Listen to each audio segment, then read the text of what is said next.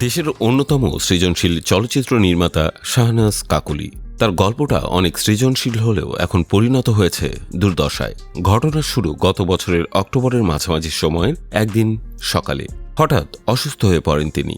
হাত পা ঝিমঝিম, খেতে না পারা, শারীরিক অস্বস্তি হতে থাকে তার। এরপর এসব উপসর্গ বাড়তে থাকলে পরিবারের সদস্যরা তাকে হাসপাতালে নেন। পরীক্ষা নিরীক্ষার পর চিকিৎসকরা নিশ্চিত করেন তিনি স্ট্রোকে আক্রান্ত হয়েছেন।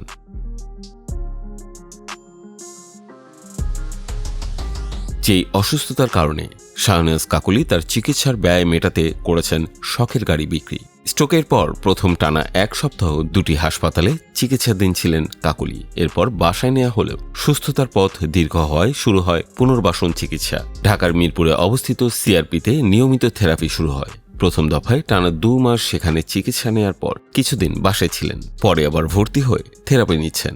জানা গেছে বর্তমানে প্রতিদিন তাকে 3 ধরনের থেরাপি নিতে হচ্ছে: ফিজিওথেরাপি, অকুপেশনাল থেরাপি ও স্পিচ থেরাপি। সকাল থেকে বিকেল পর্যন্ত শরীরকে নতুন করে হাঁটা, হাড় নাড়ানো ও কথা বলার অনুশীলন করানো হয়। কাকুলির স্বামী অভিনেতা প্রাণ রায় জানান, ধীরে হলেও উন্নতি হচ্ছে। আগে স্ট্রেচারে আনা হতো, এখন হুইল চেয়ারে আনা যায়।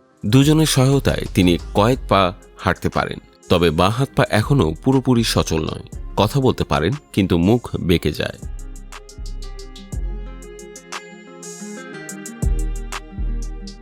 প্রতিদিন থেরাপি ও চিকিৎসা মিলিয়ে খরচ হচ্ছে প্রায় 8 থেকে 10 হাজার টাকা। গত কয়েক মাসে চিকিৎসার ব্যয় হয়েছে বিপুল অর্থ। প্রাণ রায় বলেন, তাদের জমানো টাকা শেষ হয়ে গেছে। নতুন চলচ্চিত্র নির্মাণের জন্য রাখা অর্থ চিকিৎসায় খরচ করতে হয়েছে। এমনকি 4 বছর আগে কেনা তাদের শখের গাড়িটিও বিক্রি করতে হয়েছে চিকিৎসা ব্যয় মেটানোর জন্য।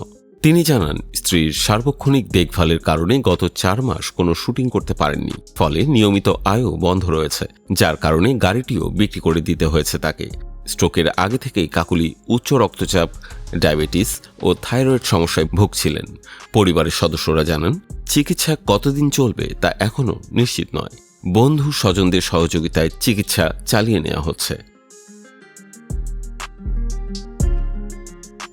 প্রাণ রায় বলেন, কষ্টের সময় যাচ্ছে, কিন্তু আমরা আশা ছাড়িনি। শুধু চাই কাকুলি দ্রুত সুস্থ হয়ে আবারও কাজে ফিরুক। শাহনাজ কাকুলির প্রথম ছবি জল রং, তবে সিনেমাটি মুক্তি পায়নি। পরবর্তীতে 2012 সালে মুক্তি পায় তার উত্তরের সুর, যা তাকে এনে দেয় বিশেষ পরিচিতি। ছবিটি জাতীয় চলচ্চিত্র পুরস্কারে সেরা ছবি ও পার্শ্ব অভিনেত্রী ও শিশুশিল্পী বিভাগে পুরস্কার পায়। দেশ বিদেশের ভিন্ন উৎসবে প্রদর্শিত হয় এবং প্রশংসা কুড়ায়। 2015 সালে তার নদীজন মুক্তি পায়। ছবিটিও জাতীয় চলচ্চিত্র পুরস্কার অর্জন করে। নদী ও মানুষের জীবন সংগ্রাম কাকুলির গল্পে ছিল মাটির গন্ধ, ছিল প্রান্তিক মানুষের কথা।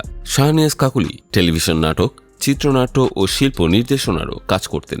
2022 সালে তিনি শুরু করেন নতুন সিনেমা ফ্রম বাংলাদেশ।